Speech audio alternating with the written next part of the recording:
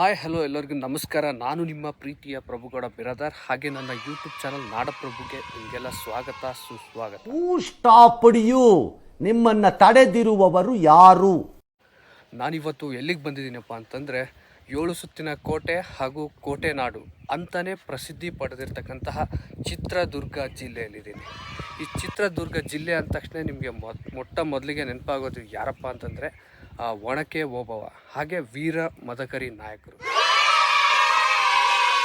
ನೀವು ಚಿತ್ರದುರ್ಗಕ್ಕೆ ಬಂದರೆ ಒಣಕೆ ಓಬವ್ವನ ಕಿಂಡಿ, ಕುದುರೆ ಹೆಜ್ಜೆ, ಅಕ್ಕ ತಂಗಿ ಹೊಂಡ, ಹಾಗೆ ತಣ್ಣೀರು ದೋಣಿಯನ್ನು ಮೇಜರ್ ಆಗಿ ನೋಡಿರ್ತೀರ. ಬಟ್ ಯಾವತ್ತಾದರೂ ನೀವು ಮದಕರಿ ನಾಯಕರು ಇದ್ದಿರ್ತಕ್ಕಂತಹ ಅರಮನೆಯನ್ನು ನೋಡಿದ್ದೀರಾ? ವಾಹ್ ಕ್ಯಾ ಸೀನ್ ಹೈ, ವಾಹ್ ಕ್ಯಾ ಸೀನ್ ಹೈ. ಅಥವಾ ಅದ್ರ ಬಗ್ಗೆ ಕೇಳಿದ್ದೀರಾ? ಅಥವಾ ನಿಮಗೆ ಕುತೂಹಲ ಇರುತ್ತೆ ಅದು ಯಾವ ಥರ ಇರ್ಬೋದು, ಅವರು ಹೇಗೆ ವಾಸ ಮಾಡ್ತಿದ್ರು, ಆಗಿನ ಕಾಲದ ಜನರು ಈ ಗುಡ್ಡ ಮತ್ತು ಬೆಟ್ಟಗಳ ನಡುವೆ ಅವ್ರು ಹೇಗೆ ವಾಸ ಮಾಡ್ತಿದ್ರು, ಅವರು ಮನೆಗಳನ್ನ ಯಾವುದರಿಂದ ಕಟ್ತಾಯಿದ್ರು, ಯಾವ ಕಲ್ಲು ಗಚ್ಚು, ಅದು ಒಂದು ಇನ್ಫ್ರಾಸ್ಟ್ರಕ್ಚರ್ ಹೇಗಿತ್ತು ಅಂತ ಒಂದು ಕುತೂಹಲ ಇರುತ್ತೆ.